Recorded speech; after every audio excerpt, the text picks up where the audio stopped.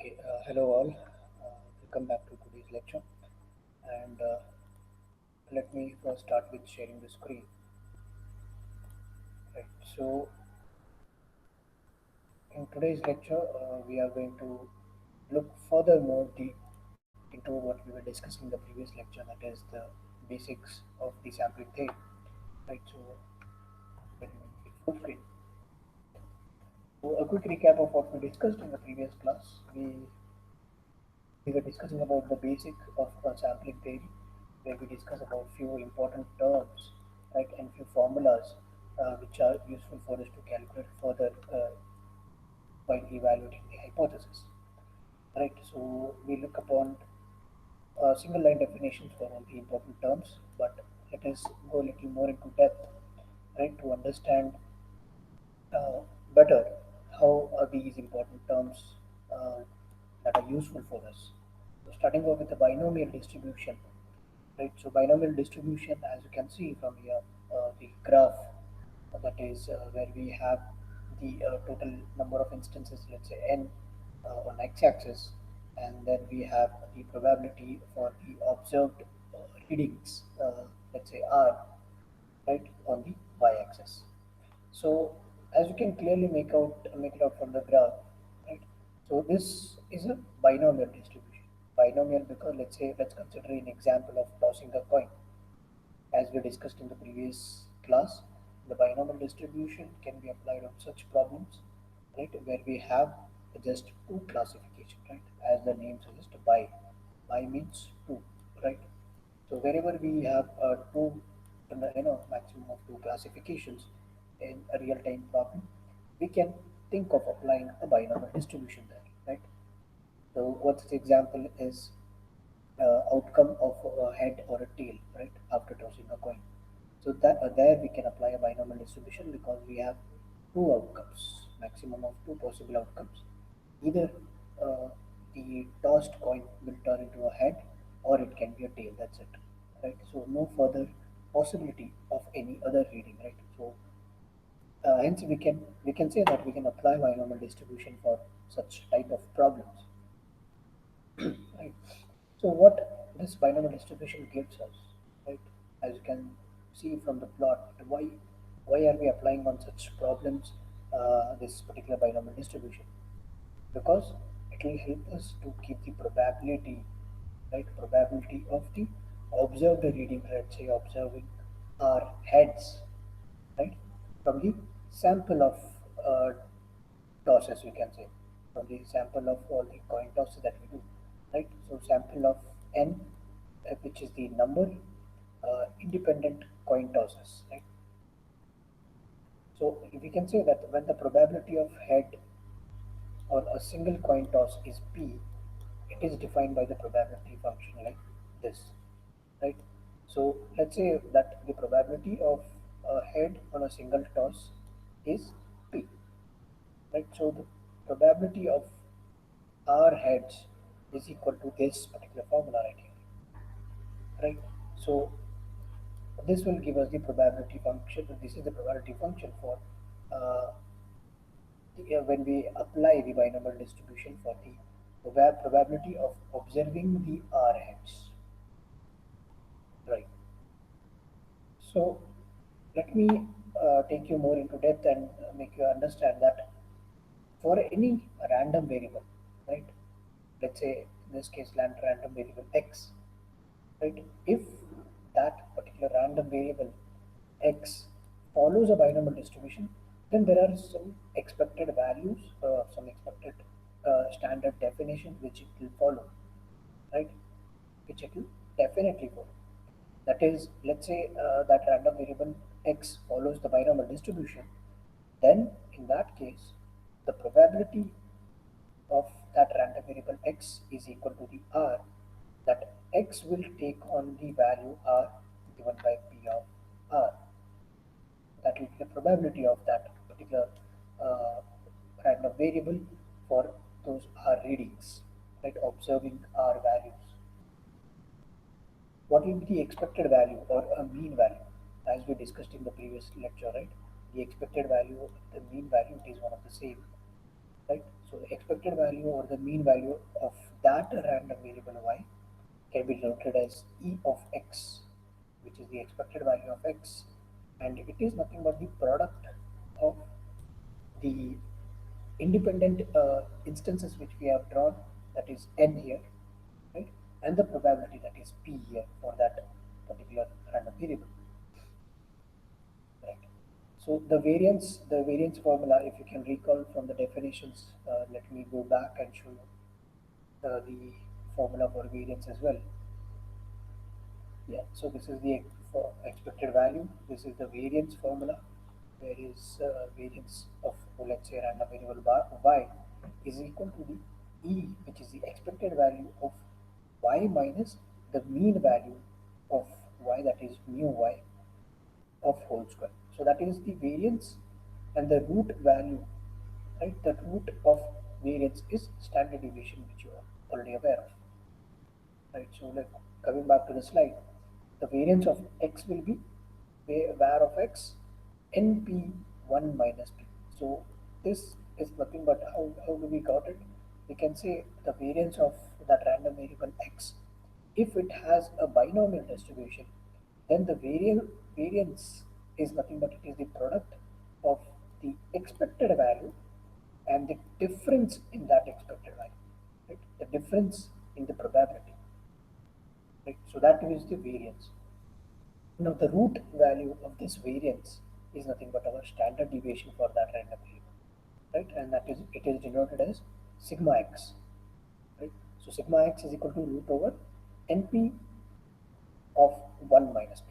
So that is nothing but our variance. This inside is our variance.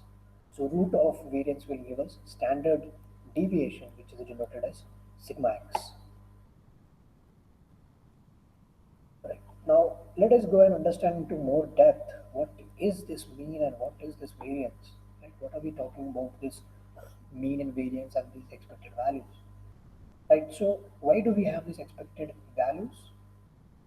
So let's say when you consider a random variable y, it will take on some values, some possible values, right? Let's say a random variable y can have values like y1, y2, y3, and so on till, let's say, yn, right? So it has those possible values y1 to yn. So the expected value, right? The expected value for that random variable y, which is denoted as ey, e of y, is the summation of all these iteration possible values, that is yi, let's say I, where I ranges from 1, right? I will be ranges from this 1 to n.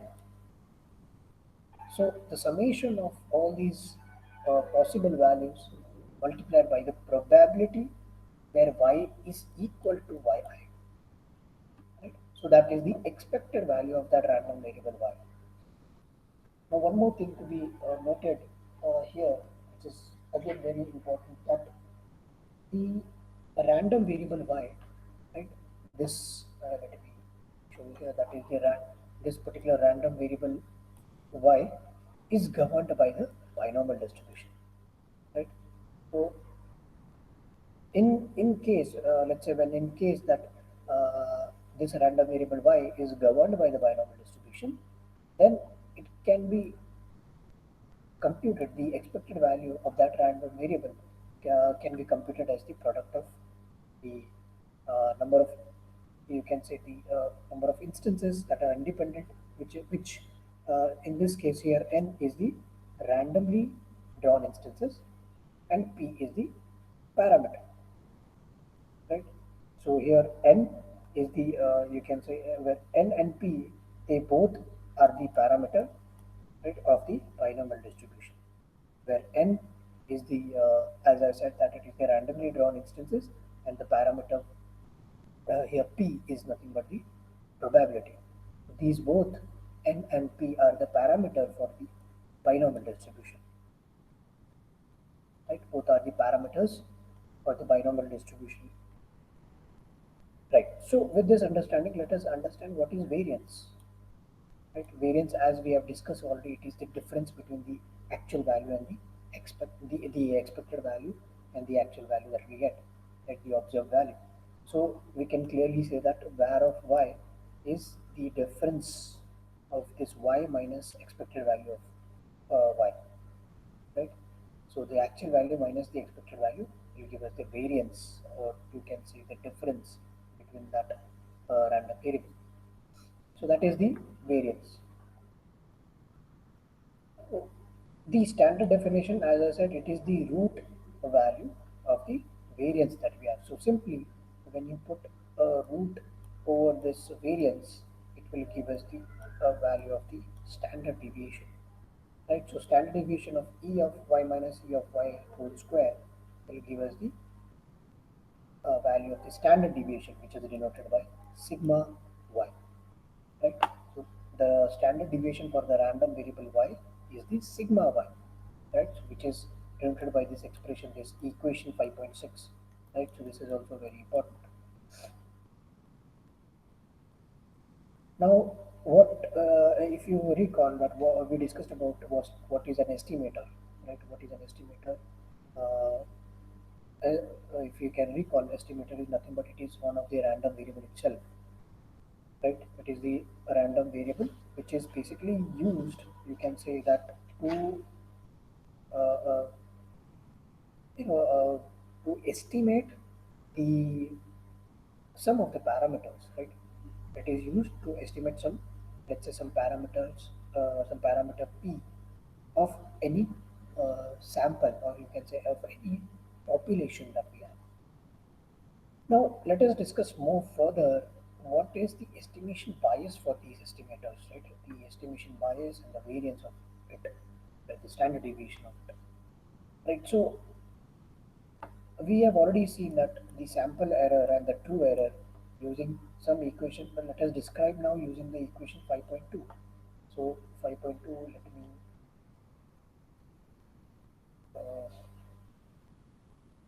go back to the slide.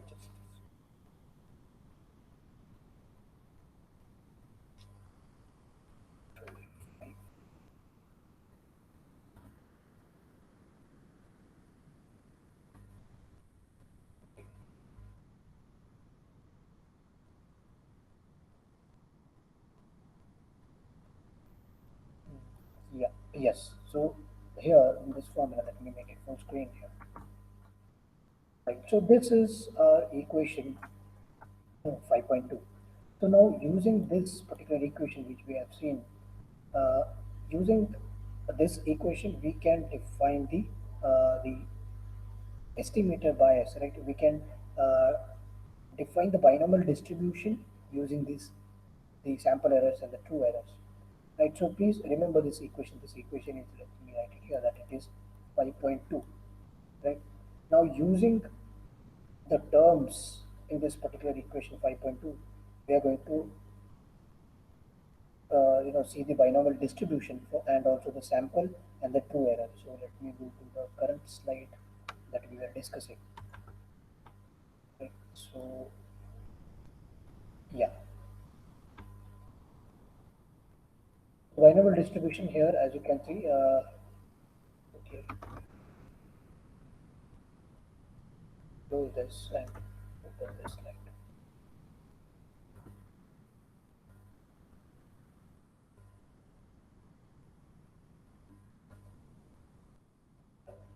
So as we were discussing about how to describe the sample error and the true error, right? So using the equation 5.2, which I just showed, defining the binomial distribution. Then in that case, we have the sample error as the ratio of the observing R values by the number of instances n, and the definition for our true error is nothing but that parameter p itself, right? So how do we define the estimation bias in that case? The estimation bias of that estimator, which is nothing but a random variable y, for an arbitrary parameter p, is the difference between the expected value of that random variable, which is y in this case, so e of y, minus the parameter p, right? So that is the estimation bias. That is the bias that we have here while calculating or while estimating a particular random variable. right? Okay, so when we consider in general that, let's say, when we are errors in a sample of n independently drawn test examples, right? N is the number of independently drawn test examples. Then in that case, the standard deviation for the sample error is given by mu of the sigma of sample error is the ratio of sigma of that r by the independently drawn test examples, which is n here, right? So when you substitute the value, you have this formula, which is the equation 5.8, you can say. So here, uh, this can be approximated by substituting the value of r by n, right? So r by n is nothing but our sample error, right? This from the previous slide, let me show you this particular formula.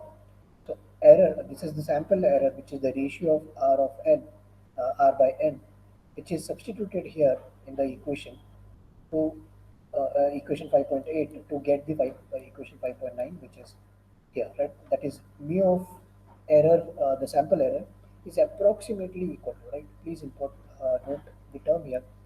This is approximated. So here we have approximated equal to the substituted value of the sample error, right? So this is what we can say, that this is the standard deviation, right? So why do we have standard deviation here is because the estimated variance, right? The estimated variance is nothing but it is the corresponding standard deviation itself, right? The standard deviation, or in other words, if I have to say it, the standard deviation is the estimated variance itself. If you just substitute it into the formula, right? So that's why we can say that when we try to compute the variance for the estimator, right? So this variance we can compute it using the standard deviation formula as well, right? So this is this equation 5.9 here. Okay. So we discussed, if you can recall, we discussed about the confidence intervals, right? The confidence interval, if I have to define it, one common way to describe is that the uncertainty association with an estimate is to give an interval within which the true value is expected to fall, right? The true value is expected to fall. Now, along with the probability with which it is expected to fall into this interval, such estimates, right? Such estimates is what we can call it as confidence interval estimates, right? So confidence interval, you got the idea what is confidence interval estimates, right? So if I have to put it to a standard definition of a confidence interval, we can say that an n percentage confidence interval for some parameter p is an interval, right? Now, what type of interval? It is the interval that is expected with probability n percentage to contain the parameter p, right? So this is what, if you can recall, this is what we have defined when we saw the basic of sample theory, right? We saw some definitions there. So this is the definition of the confidence interval that what we saw, and we also saw how do we land up with this definition. So to better, for better understanding, to get you a better view of what is this confidence interval, let me show you with an example here. Let's say that we have to observe our uh, readings where r is equal to 12, right?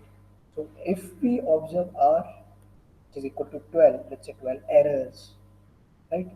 In a sample space of n where n is equal to 40, right? So from the 40 independently drawn examples, right? Uh, we have observed 12 errors, you can say, right? From the 40 independently drawn examples, we have observed some 12 errors. So we can approximately say that 95% probability that the interval 0.30, right, 0.30 plus or minus 0.14, right? Please note here that is, let's say, the probability that the interval 0.30 plus minus 0.14 contains the true error. Right? What is true error? Error d of h. So that is the probability that it can contain the true error. There is probability that the true error is there. Right. So that is what we call as a confidence interval. Now this example will will be clear for you to understand what is the confidence interval. So this particular interval gives us or tells us that it contains the true error. Right. So with this, let us discuss some general approaches to derive for deriving this confidence interval. Right. Now, since we understand what is a confidence interval, we saw an example of with respect to that. Let us find the general approach for deriving it. Right. For deriving the confidence interval. So first thing to derive a confidence interval is to first identify the population. Right. Identify what type of underlying population uh, is that you are trying to estimate there, right? What is the underlying population parameter to be estimated, right? For example, let's say true error. We are going to estimate the true error,